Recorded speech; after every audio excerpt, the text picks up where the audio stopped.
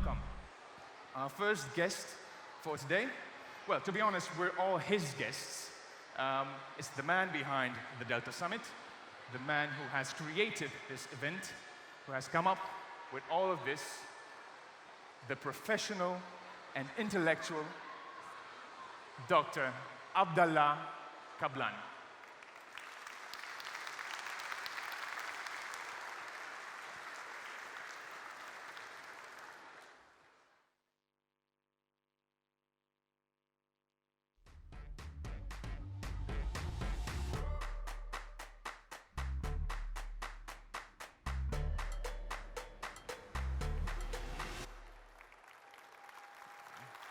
Thank you.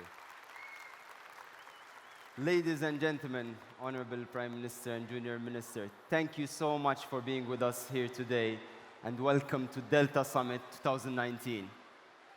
We started Delta Summit last year with a vision to showcase Malta's innovative advancements in regulating or sailing, if I may say, uncharted waters of decentralized ledger technologies. We celebrated last year the fact that Malta was the first country in the world to regulate blockchain and DLT. And we launched the world's first regulator for technology arrangements and services, the MDIA, the Malta Digital Innovation Authority. Since then, a lot has happened. Progress has happened on so many fronts.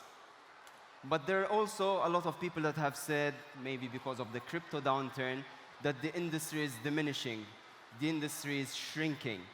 I've been to so many countries around the world. I've been to blockchain weeks in so many countries, specifically this year, and it's true. They all shrunk. And people have been asking me, is the same situation happening in Malta? Are things actually as slow and as shrinking as everywhere else? And my answer to them is, look around you. Delta Summit, which is mirroring the process of the regulatory frameworks that have been enacted and showcasing what has been happened, has more than doubled in size this year. Last year we had around 4,500 people. This year we have 10,000 registrations and counting. We have more than 500 companies coming, more than 300 speakers coming here showcasing and sharing their vision and insight with us. This is a attestation that what's happening here in Malta is unique. And I tell you why. Because from day one, we looked at this process as a digital innovation movement. In fact, the proof is in the pudding. The regulator that was enacted is called the Malta Digital Innovation Authority. It's not the Malta Blockchain Authority or Malta AI Authority. It's a Digital Innovation Authority, which means that we've looked at it from a holistic 360-degree standpoint, which is how it should be.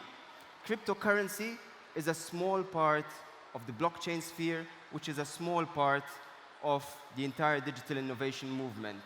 And now we're looking at artificial intelligence, the Internet of Things, quantum computing, space as well, as you'll see in some of the talks that are going to be said, esports, games development, and so many other avenues. We will also launch the Malta National Artificial Intelligence Strategy, which provides the framework and the ethical framework that comes with artificial intelligence. And this is a bit dear to my heart as a technologist and a developer who spent a big chunk of his career developing AI systems. This is quite important because for those of you who were with us at the opening of Delta last year, you remember that I boasted about the fact that I've become a father. Now, actually, I'm thinking, 20 years from now, my son will probably either have his best friend as a robot, or he might be leading the human rebellion against the robots in a post-apocalyptic world like the Terminator movies. And it actually can go either way. That's why decisions have to be made and taken today in order for us to safeguard our future. I'm quite passionate about human-machine interaction and friendly AI and creating AI that can resonate with us as a friend, because historically speaking, AI has always been looked at from a master-slave standpoint. I'm the human, I create AI, and it serves me. And this is all gonna change because friendly AI or friendship in general is something that triggers an emotional response and a chemical reaction in your brain.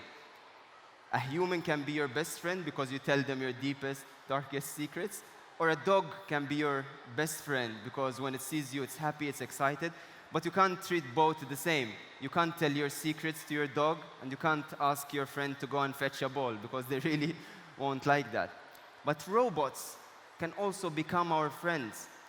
And that's why, as I said, human-machine interaction is going to become a big part of our world. And from Malta here, we're actually taking all the necessary steps, both from the regulatory standpoint and from the professional standpoint, where we have companies innovating, not only from a research and development standpoint, but also from producing actual science and technology that's actually going to crack problems from friendly AI to artificial wisdom.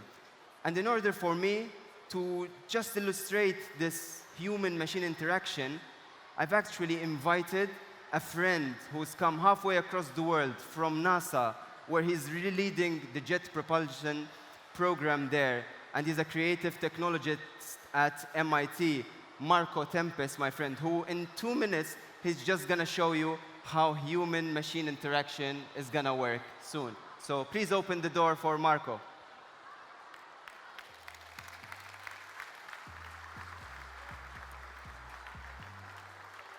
Thank you very much for having me here. I'm going to set this up really quickly. Hello, everybody. And maybe we can have the lighting we need for this. Terrific.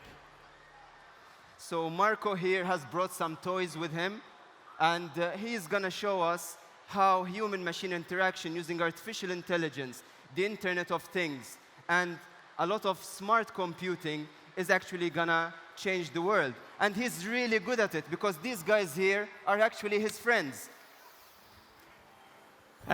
Yeah, say hello, do a little flip maybe, everybody. Yeah, there we go. Oh, so wow. these are my little friends.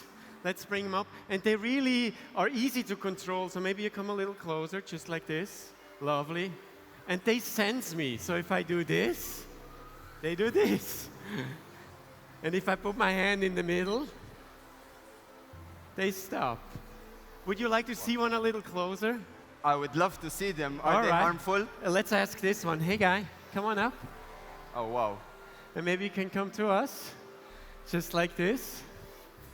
So these are tiny little drones, but they react to gestures. Wow. And maybe it's time for you to take control. I love Would you like to have a try? I love being in control, so what should I do? Oh, wow. So this is the Malta that we want. A place where innovation thrives. A place where we actually can achieve anything that we want. We can dream, and no one should tell us not to dream, because whatever we want to do, we actually can make it happen. It's not impossible, because we have done everything. We've taken every single step that needs to be taken in order for this to happen. So we can get them to play with us, and we can tell them to go down. Hey! Now, can you Lovely. take your... Come on out. Can you take them back, because I'm still not entirely comfortable having I think these it's guys. time to go home for these little guys. So everybody, please, quickly. You got your applause. And no pushing, right? Be careful. Everybody can fit. Everybody. Oh, wow. There you go. So, And that's it. Marco, Thank you very so much. for Thank being you. with us here. Thank you. This is Thank you, everybody. Thank you.